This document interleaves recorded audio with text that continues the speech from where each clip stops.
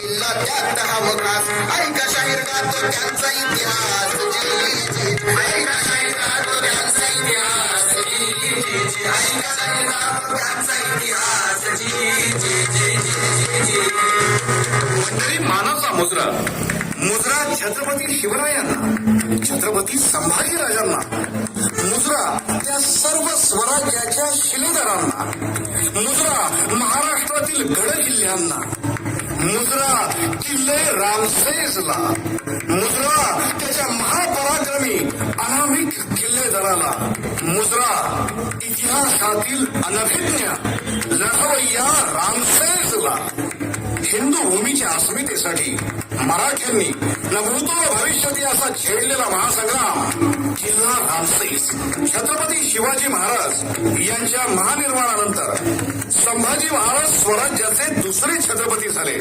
स्वराज्याचा कारभार सुरळीत चालावा याकरता त्यांनी सरनोबत हंबीरराव मोहिते यांना दख्खनचं प्रवेशद्वार असलेलं वैभव संपन्न शहर बुरहाणपूर लुटण्यास सांगितलं. ते इतकं लुटलं की अगदी नेस्तनाबूत झालं.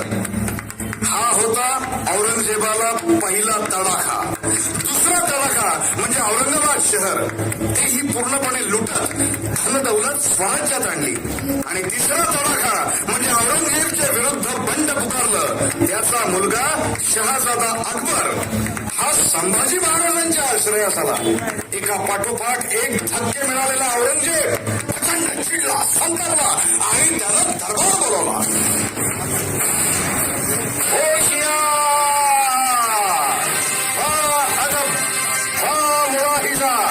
सल्तने हिंद शहनशाह औरंगजेब बादशाह तशरीफ ला रहे हैं. निगाह रखो, मेहरबान रखो, होशियार.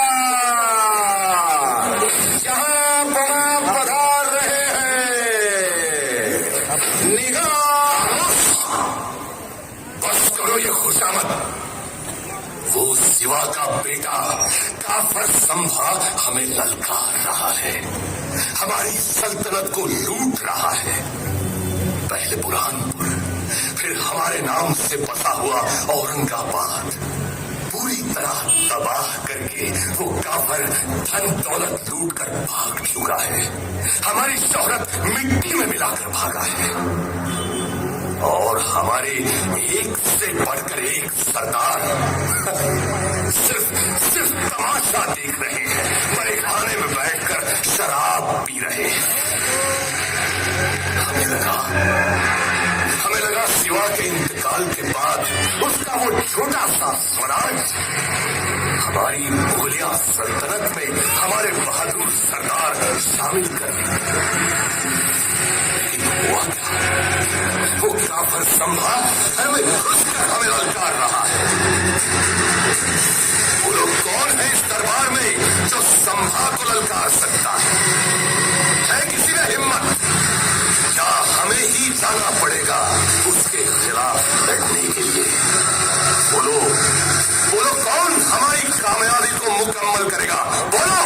जहां बना उन मराठों की जान उनके कीलों में होती है.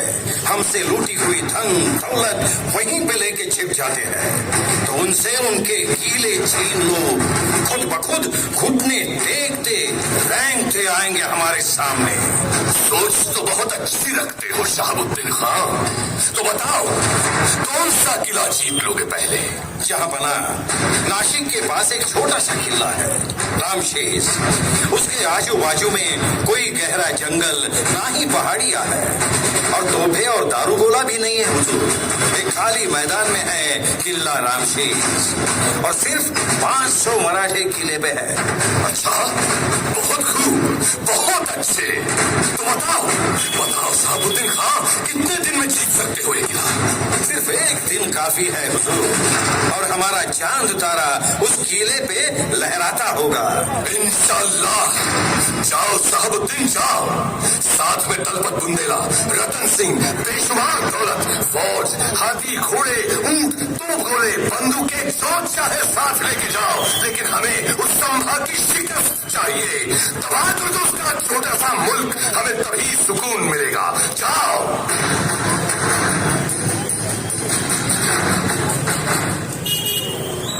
चारों तरफ से रामसेस को घेर लो, न कोई रसद, बंदूक, तोप गोले। ना ही मराठे किले पे जा सकते हैं, ना ही आ सकते हैं। घेर लो चारों तरफ से किले को, घेर लो।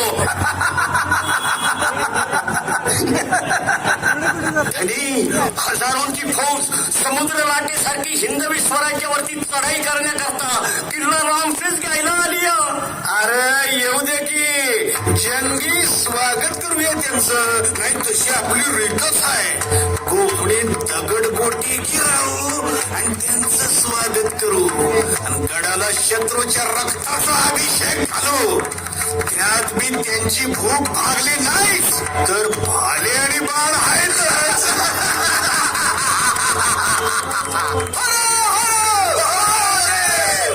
पण सरदार, त्याच्याकडं तोफा, भरमसाठ दारुगोळा आणि 10-15 हजाराची फौज आहे. आपल्याकडं ना तोफा, ना दारुगोळा, ना मोठी फौज. अरे आपण छत्रपती संभाजी महाराज आणि स्वराज्याची चाकरी करतो, त्या पायकासाठी नाही रे. आपला धर्म, भगवा ध्वज, हिंदवी स्वराज्य, आई बहीण, मंदिरातील देवदेवता शाबूत राहावी यासाठी आपली स्वामीनिष्ठा त्या छत्रपतींच्या पायाशी.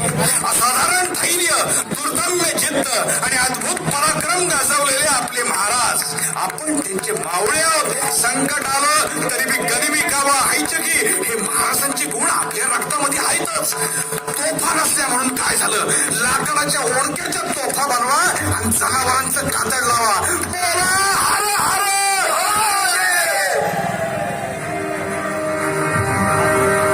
लगता है ये मराठे बिना लड़े ही हमारे हवाले किला करेंगे. चलो चलो चलो, आगे बढ़ो, आगे बढ़ो, किले पे कब्जा करो. जलगार हो,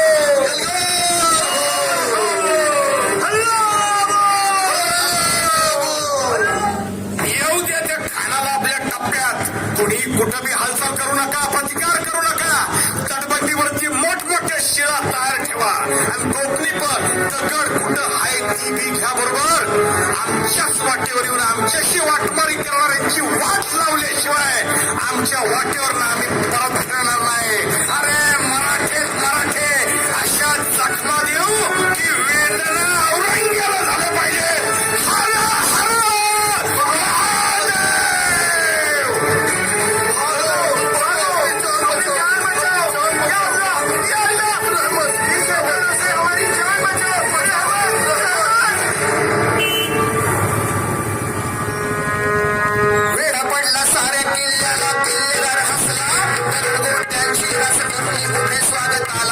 शत्रु रक्ताचा अभिषेक झाला रामसेजला.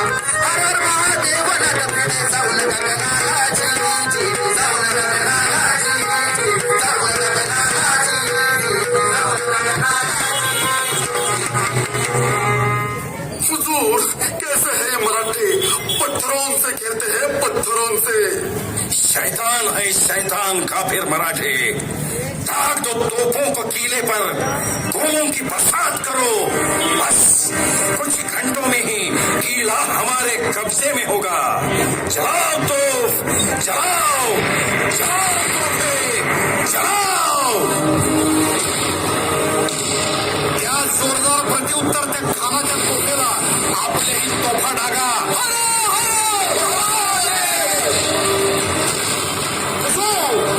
मराठों की दो गोलों से हमारी फौज मर रही है, हमारी तोपें उड़ रही, हमारा बारूद ज्वाला बनके हम पे ही टकरा रहा है. उनकी एक लकड़े की तोप हमारी 10 तोपों से भारी है. हुजूर, तोफे पीछे लो, तोफे पीछे लो, पीछे लो तोफे, तोफे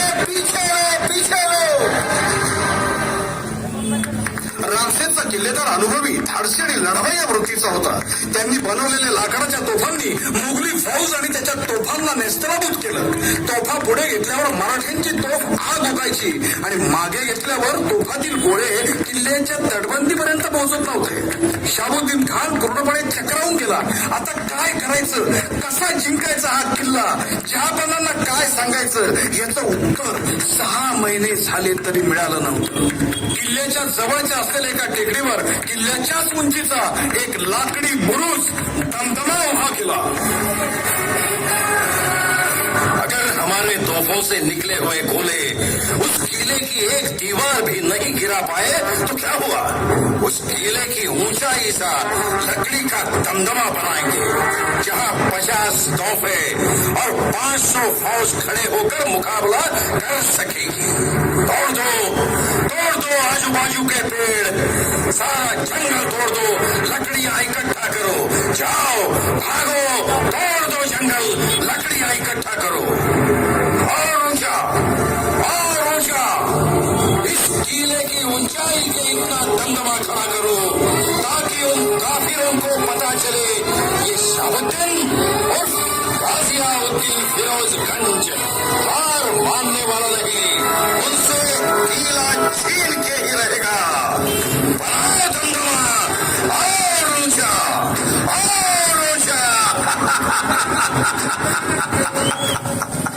2-3 महिने झाले चालू द्या तुमचं. अरे हे स्वराज्य निजड्या छातीचे मावळे, तलवारीच्या टोकावर भाकरी भाजताचे मावळे. तुला भाजायला येळ नाही लागणार खाना. अरे पाठीवर शिवाजी आणि छातडावर संभाजी कोरलेत आम्ही. जीवाचं नाव मी भंडारा ठेवलंय. उधळला तरी येळकोटच आणि नाही उधळला तरी येळकोटच. हा देह हा जीव स्वराज्याला अर्पण. शिवशंभूचं पोहाती मनगट आहे. कणखर मजबूत यलगार हो. दागो तोफे, गिरा दो उस किले की दीवार. दागो तोफे. तटबंदीवरची एक भीत कोसळली. अरे आपण वाघिणीचं दूध पिलेली अवलाद आहे. आपल्या नितळ्या छातीनं तटबंदीला उभी करू.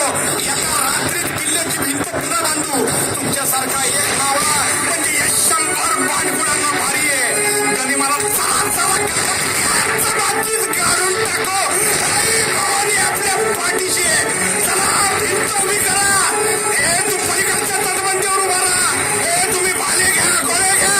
चला कामाला लागा. छत्रपती शिवाजी महाराज की जय. छत्रपती संभाजी महाराज की जय. आज 6 महीने में पहली बार खुश हुआ है शहाबुद्दीन. बस कुछ घंटों की बात और रामशेष हमारी मुट्ठी में होगा. या अल्लाह, खुशामदी. इश्क हो गया है इस दमदमे से मुझे. जश्न मनाओ, खुशी मनाओ. उन काफिरों तक पहुंचने चाहिए अपनी आवाज.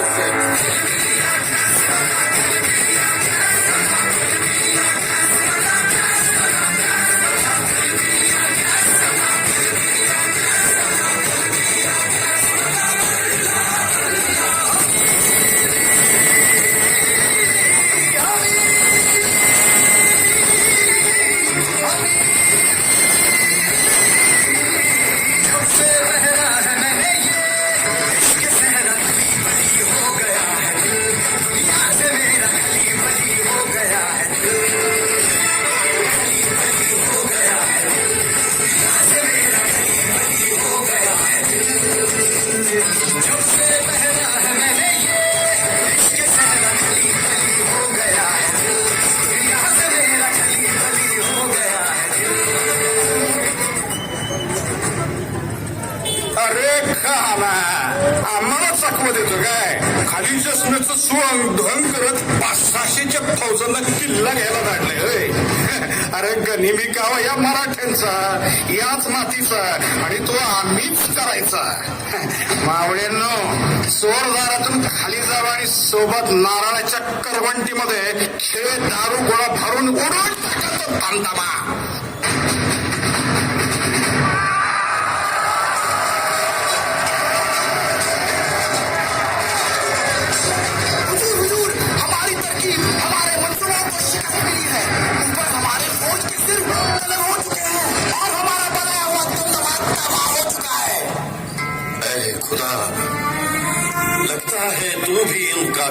के साथ ही है।